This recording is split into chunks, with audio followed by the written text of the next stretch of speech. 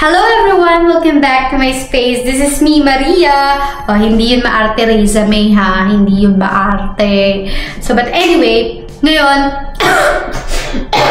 ngayon is Sabado, September 28, 2024. At tomorrow is 29. And it's Sunday. And it's my off. Tomorrow wala akong pasok kaya matutulog ako maghapon. As you all know that every Saturday, gumagawa kami ng shoot outside. At ginagawa ko yung best ko na kapag nag-shoot kami outside, makakapag-vlog ako or makakapag-video ako para matur ko kayo dito sa Dubai. Kasi nga, pag off day ko naman, wala din naman akong chance na lumabas. Wala din akong chance na gumala or what, ganon. So, kaya kapag aalis kami, mag-shoot kami in different places, tinatry ko yung best ko na makapag-vlog din ako. But kanina, there's a conflict. But I took some photos, some videos. Kanina, pumunta kami sa The Greens, which is a very good residential community here in Dubai by Emaar. Ayun yung ganap ko today, ngayong Saturday. So, pumunta kami sa The Greens and it's just, let's say, 10 minutes away here in Barsha. And it's very near. But anyway, hindi nga ako nakapag-shoot outside. Hindi ko kayo na-tour. Ang gagawin natin ngayon is unboxing my first ever Shein haul. Kasi, guys, ito yung first time ever treat ko sa sarili ko na nag-order ako sa Shein. And I don't know if it is complete kasi umu-order lang ako, loyal ako masyado sa Shopee Best. Pero dito sa Dubai, wala namang Shopee. Kaya, ayun, Shein ako. So, but anyway, ayun, ito yung pinakaunang treat ko sa sarili ko. At never akong gumastos. Never ako, like, you know, yung gumastos ng sobrang marami. And this is the first package na in-order ko sa Shein. Even before in Philippines, hindi ako umu-order sa Shein kasi nga Shopee girly ako. I spent 6,000 pesos from this package. At hopefully, hindi ako madi-disappoint. Hindi siya kulang. Hindi siya sobra. At hopefully, wala siyang sira. At ayan, let's do it! Ayun guys, i-unbox na natin siya. So, ano ba naman tong cutter na to? Parang makakatetano na.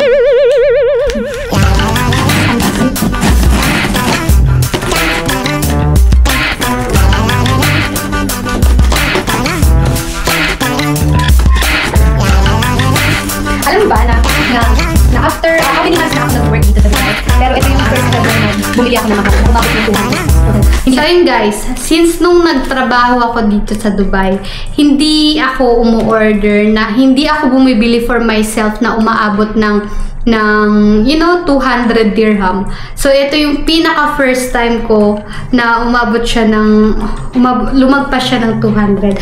So let's do it! So first is the shoes. Itong sapatos na ito, binili ko kasi nagbabalak ako na mag-gym nga. Kasi, grabe na, ang taba ko na best. So, hopefully, kasya siya. At ito siya. Ala, parang ang haba. Kasya ba ito sa akin? Nyo ba na ito ay gagamitin ko pang gym at inshallah, makapagsimula na ako. Kasi grabe, best. Gusto ko nang kumaya. Ang gym talaga siya. Good. 8 out of 10. Akala ko hindi kasya. Kasya pala. Oh.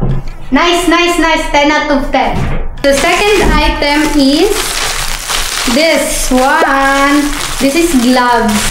Gagamitin ko nga siya sa pag-gym kasi nga nagbabalak ako mag-gym. Ang OA na naman ng lola mo.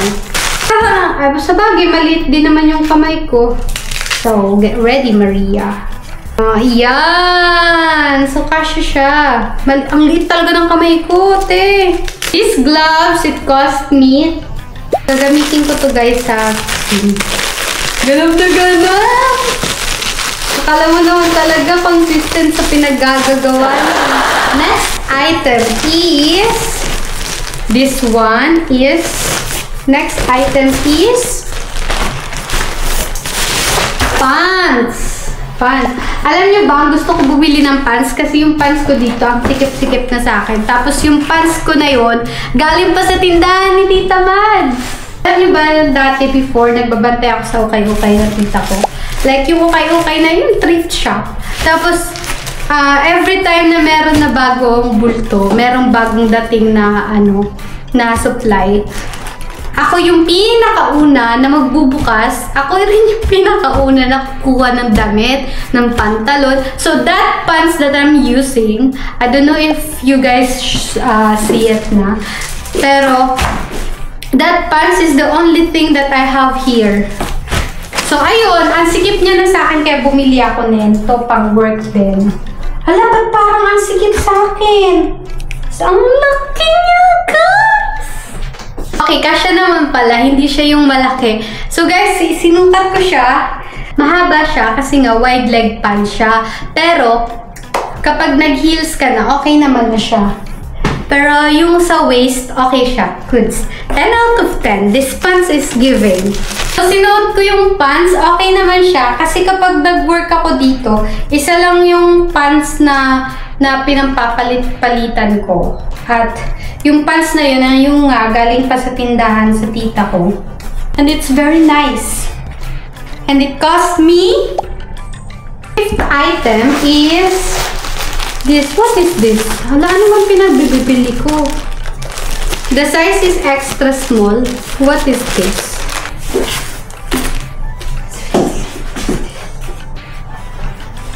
Oh, is this. What is this? The size is small, and this is what? Ah, yeah. Yeah, ito yung gagamitin ko nga sa gym. Ganap na ganap talaga ako, te. Guys, ito yung next. So this is the I don't know what is this. This is the gym wear. Ito yung gagamitin ko kapag mag-gym ako para comfy siya, comfortable. Ewan ko kung kasya sa akin kasi small siya. Pang OA ko, labat ako kumukuha ng small, feeling small yarn. So next item is this one. Ito ay ginagamit kapag maglalaba ka, pag sa laundry. Lalagay mo dito yung undies mo, yung bra, ilalagay mo dito para hindi siya yung, kapag may foam, hindi maaalis yung foam, hindi siya basta, ayun. Next item is this. I will not show you na guys, but this is bra. So next item is this cup. And this this sombrero is cost me, kaya ko siya in-order kasi kapag umaga, sobrang init at kapag payong naman yung dala ko, nakakalimutan ko siya kung saan-saan. At kaya naman, umorder na lang ako neto just to protect this face. Next item is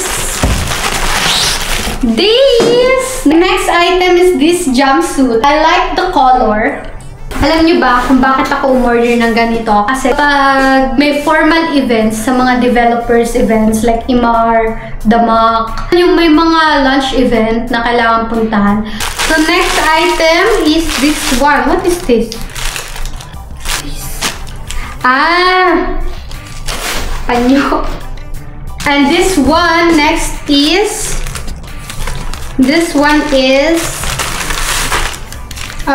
tube. Yeah, I need this tube.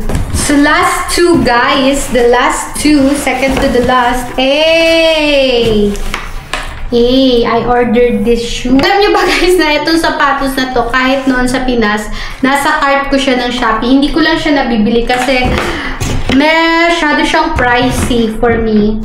Kaya hindi ko siya binibili. Tagal-tagal niya na kasi sa cart, kaya ako siya binili. Kaya gano'n. So the last one is... Oh! This is the first heel that I have here in Dubai. Alam niyo ba, bago mag-start yung work ko, regaluhan ako ng tita na na heels, sunglass, ng bag. Binilihan niya talaga ako lahat, pati mga damit. Tapos, hindi pa, wala pang 1 week na putol na agad yung heels. Kasi ewan ko bakit, yung paa ko maliit, pero yung paganyan, malaki siya. Kaya yung ditong part, nasisira siya agad. Kaya, ewan ko, ito yung first na ako yung bumili talaga. At I really love the color and makakatulong yung inches nito. So, ayun lang guys, yung unboxing natin sa Shein package ko. At sheesh, best! Di ko alam kung kailan yung next order ko nito at abangan nyo kung ano yung next. So, this package cost me 6,000 pesos but in dirhams, it only cost me 400 dirhams. Hindi ko ito mabibili na wala ang tulong ng Tabi. Yung Tabi is para siyang credit card pero yung Tabi, split niya yung payment mo into 4. Kaya medyo hindi siya mabigat. Sa una kong payment, nag-pay ako ng 98 dirham and the next month 98 again and next month so in the last 4 months magbi-pay ako na every month ng 98 dirham. Hindi ko alam kung magagalit yung tita ko sa akin kasi hindi niya alam na umorder ako ng ganito. But yeah, tita. Sarap man sana. So, ayun lang guys for today and thank you so much for subscribing me. We are 266 subscriber and keep subscribing. Keep sharing this to all your friends. And don't forget to hit the notification bell and leave a comment below if you want me to do something here in Dubai. Kasi minsan nawawala na ako ng content ideas talaga as in. But yeah, thank you so much for subscribing me. I love you. Momo. Kalas, finish.